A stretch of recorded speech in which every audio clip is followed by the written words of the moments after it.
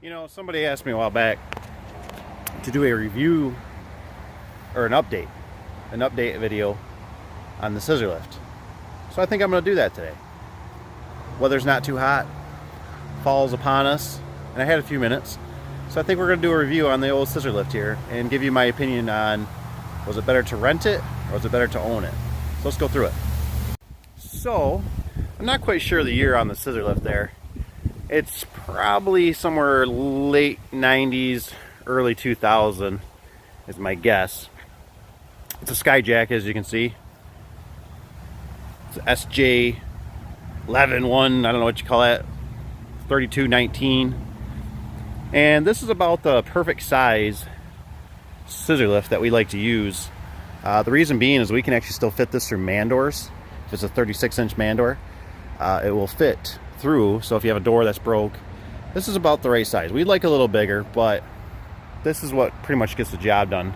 I think I roughly paid, gosh, I don't remember what I paid for this thing. I think it was about $5,000. And I think I had the trailer from the last one. The trailer's getting pretty rough.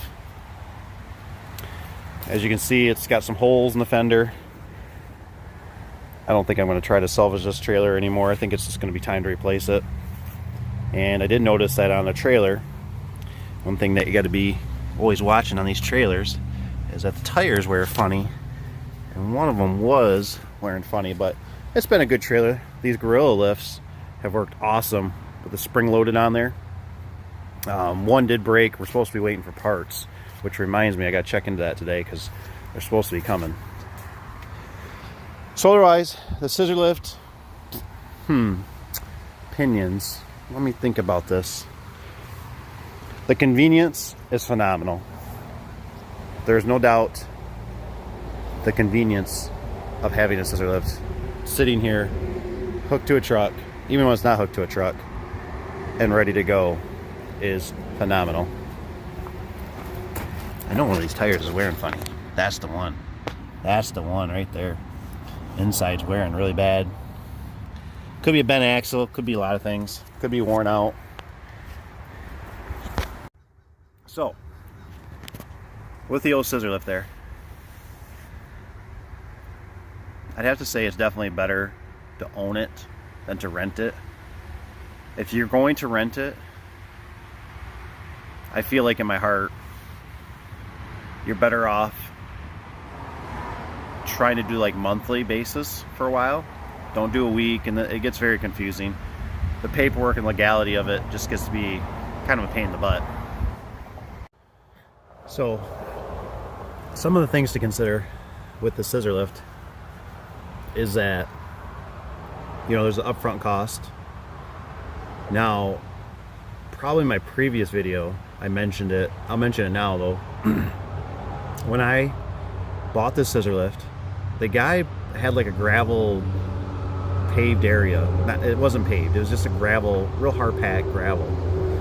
And he dropped it at the end of the trailer, and I said, oh, I can drive it the rest of the way up, you know? And he kind of acted like, no. He says, I'll fork it up there. And I'm thinking, all right, maybe he's worried about it getting stuck, or he doesn't want to inconvenience me. So I said, okay. And he had a big fork truck. So he forked it on there. And I think that guy knew the batteries in it were dead. So I don't remember the exact numbers, but I know it was probably somewhere between $1,000 or $2,000 that I invested into this thing, because it seemed like no longer after I put in the batteries, the battery charger went bad. And it's hard to find parts, especially when you do it kind of on your own.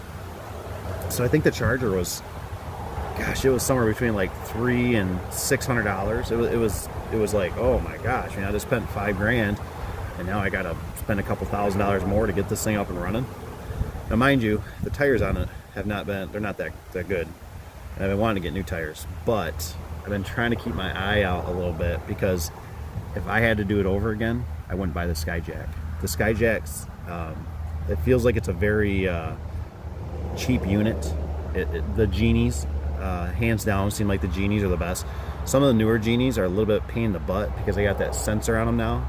Maybe some of you guys have experienced them in the field, that they will beep if you leave them alone, you know, unless you hit the e-stop. They'll start beeping, which is really annoying. Nobody likes that when they're walking away, and it starts chirping.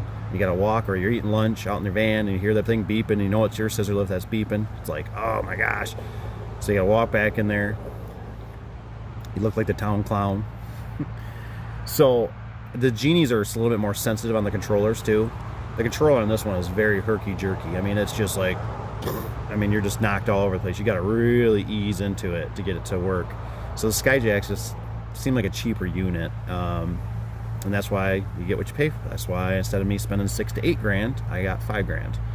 So I was originally going to buy a new one, and I just ended up going that way.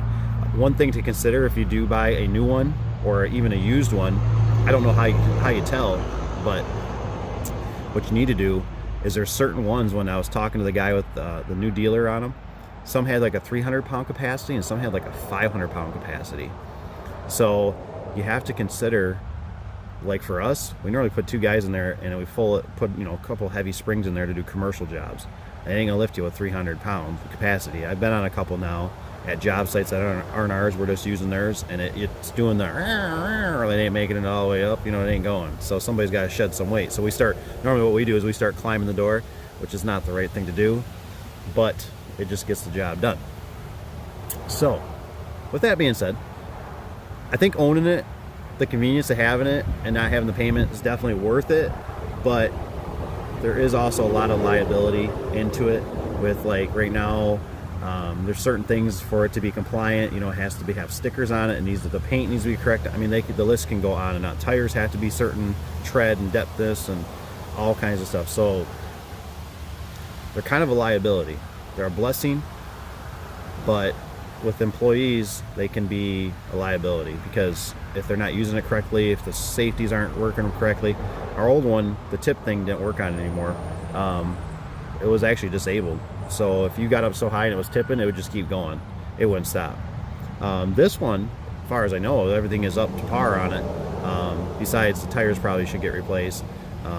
Not that they're really bad, it's just they're kind of ugly, and I'm sure they're just not up to certain standards. I mean, it's like tires on your car. I look at it like, you know how it's got the little indicator across that tells you when they're worn out, but you can still use them, but it's like they're not right, so you're supposed to change them, right? But who's got deep pocketbooks like that all the time?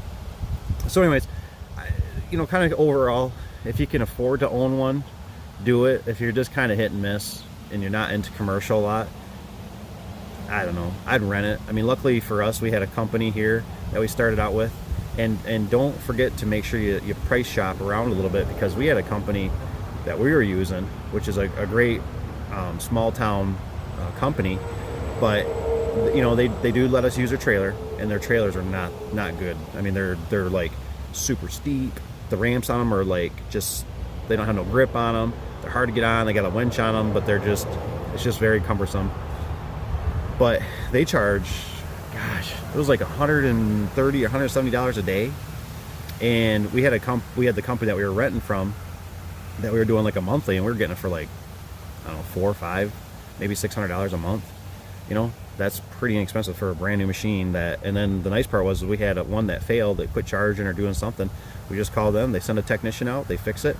So you're also kind of getting an employee out of it too, because I've had these in the past where I've had a guy change a hydraulic line out 3 times, like 3 different guys, and change it on it, and they'd pinch it and it would squirt, and the hydraulic lines are $80 to $100 a line to get made, the downtime. And then the worst part is, if you're at a construction site and you dump hydraulic fluid on brand new concrete, I have seen some people come unglued. So you might have a little bit more, if you're going to a job that the general is stiff on it, you might just want to rent a lift just to be done with it. And we use ours within reason. If we have certain jobs that we're going to, we know we're going to be longer, we'll just get one that we'll rent to stay up there. And then this one's more for like our fire departments and things like that we have to run to. That's an emergency that happens. But another thing too, if you can do this burned me years ago. I had a scissor lift tied up at a factory right down the road from the fire department. The fire department called me, I don't know, it was like 6, 8, 9 o'clock at night. I went out there and they had beams on both sides and the door was stuck open. I was literally to the point, which I wouldn't have done it, but I was thinking about doing it. is I was going to climb on the door with a harness on the door when it's up, because I was so irritated I couldn't get to those springs up front. And if I would have had a scissor lift, it would have saved me. So just remember, weekends, don't keep your scissor lift tied up in a building. You might even want to just push it outside. You know, it's kind of risky.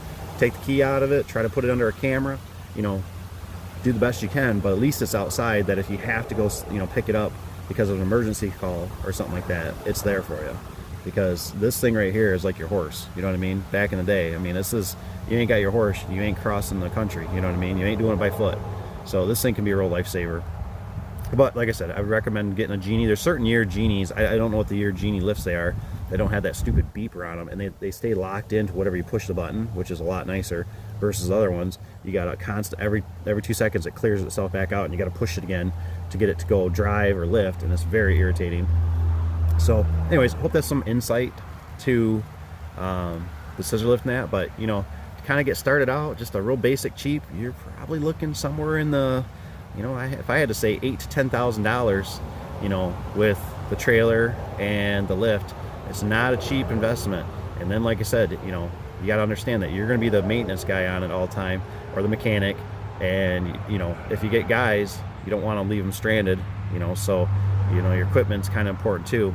So anyways, I'm gonna get back to it. Hope you guys have a great day. If you don't mind, hit that like button on your way out. If you're new subscribers, I've seen some of the new subscribers come in, and I appreciate you guys. Glad to see you here, and we'll talk to you on the next one. Take care, guys. Have a good day. Be kind out there. Let's make the world a better place. We'll see ya.